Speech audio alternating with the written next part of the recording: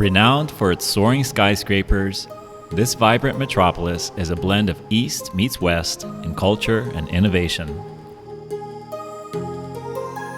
It's one of the most densely populated cities in the world, embracing vertical development, and is a thriving hub for international business relations. Welcome to the captivating world of Hong Kong.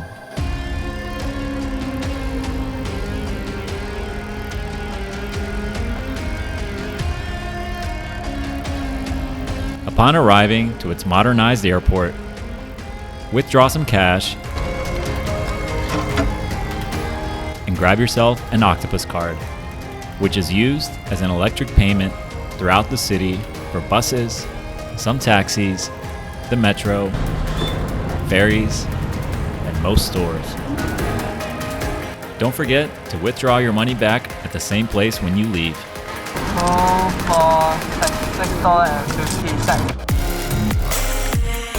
Ride the train from the airport directly to the heart of central Hong Kong. This is a bustling district filled with lavish stores, financial institutions, and modern architecture. I didn't have much luck with the taxis, so I mostly relied on the seamless metro and these adorable double-decker trams to get me around the city. Hong Kong Island is very hilly, so be prepared for your legs to get a nice workout. But it is nicely laid out with a long series of escalators to help you get around. As night falls, Hong Kong comes alive and lights up with its signature neon lights attached to buildings. I'm a big fan of this old school style, but was surprised at how many signs had already been decommissioned and taken down. LED lights had replaced and become the norm, even making the light show of this city pretty underwhelming. In the district of Kowloon, Sham Shui Po highlights the old Hong Kong. There is the traditional street vendors, wet markets, and secondhand storefronts. I mostly ate on a budget and gravitated towards the classics, like wonton noodle soup, which is widely available and is a beloved Cantonese dish. Char is also delicious and affordable and can be included in soups as well. The rice noodle rolls are slightly less common, but pack an amazing punch if you visit a local eatery where it is their only menu item. Clay pot rice is a traditional combination of crispy rice, meat, seafood, and vegetables, all cooked together in a clay pot.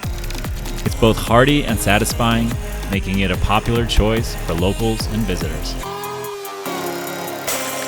And you can't forget dim sum. These are bite-sized delicacies served in small bamboo baskets that were the highlight of my trip.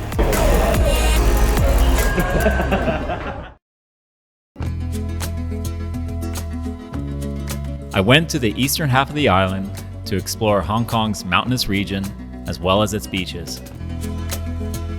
The trails are laid out perfectly, and some of them end up right on the beach.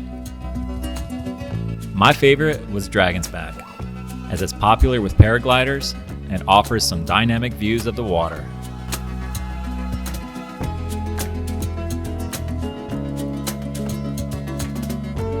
The beaches are incredible, where you can relax by the water, rent out a surfboard, grab a bite to eat, or go on an adventure to scout some of the 3,000-year-old rock carvings by early inhabitants that are scattered about the many islands. Be sure to check out some of the local markets nearby at Quarry Bay. They're sandwiched between these old apartment blocks that date back to the old days of Hong Kong, and some have even been used in recent films that have since captivated photographers and tourists alike for photos within the tall confines.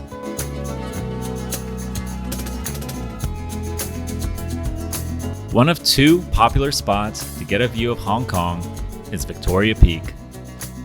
It's an easy but slightly strenuous hike but the views of the skyline from above are top shelf, even on a cloudy day.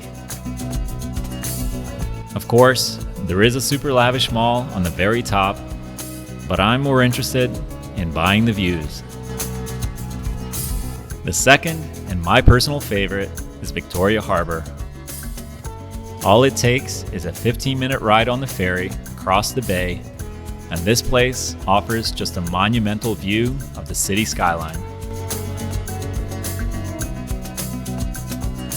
There's another lavish mall attached to this harbor with a pretty amazing interior and luxury shopping. There's a nice homage to the legend himself, Bruce Lee, who is one of my idols and a Hong Kong legend. I found this small viewing area near the roof of the mall to be the best viewing platform. It's got less of the crowds and more of the views of the city and mountains in the back. It's probably my favorite spot to take a moment and enjoy the serenity of the Pearl of the Orient.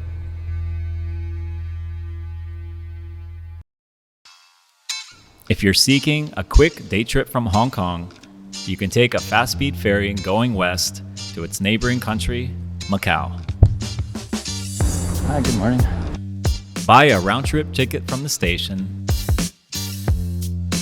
Make sure to bring your passport. Okay. And board the ferry for a 1 or so hour trip across the channel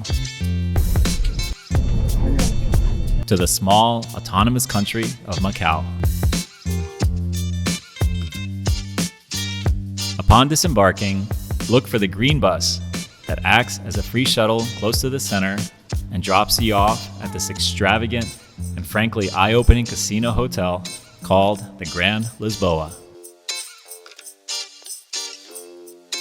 This whole area is full of casinos actually, but I decided not to gamble much and just take my time exploring the region.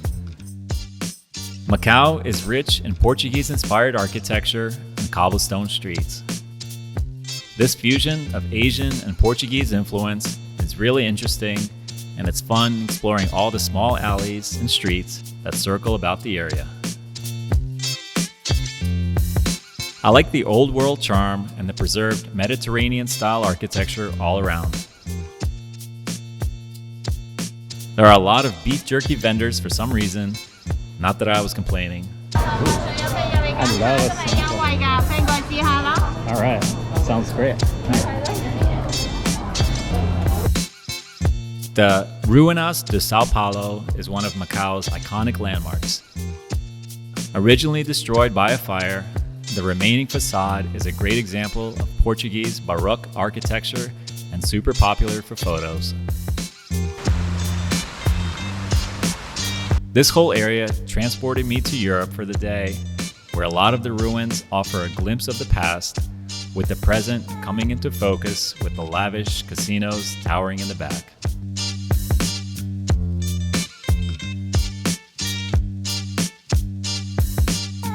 It was a super hot day in June, but was still an exciting time getting acquainted with such a small but amazing country. Whether you're a big gambler or not, I highly recommend Macau for a quick or multi-day trip from Hong Kong.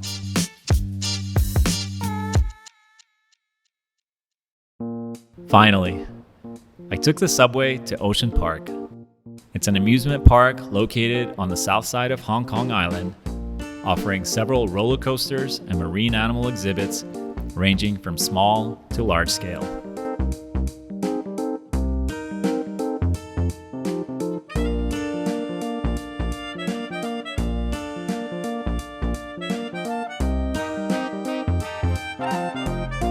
The big draw that a lot of visitors go to is the Panda enclosure, which was always packed with people and their smartphones.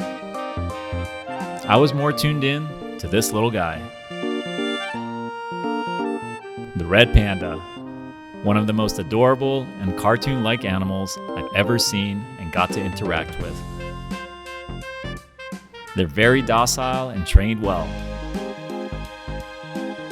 Not to mention very charismatic and love getting treats. Not many are left in the wild, with the population mainly residing near the Tibet-China border.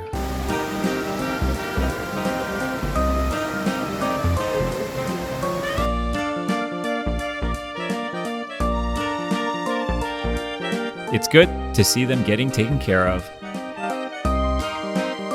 and it's a memory I'll treasure for a long time.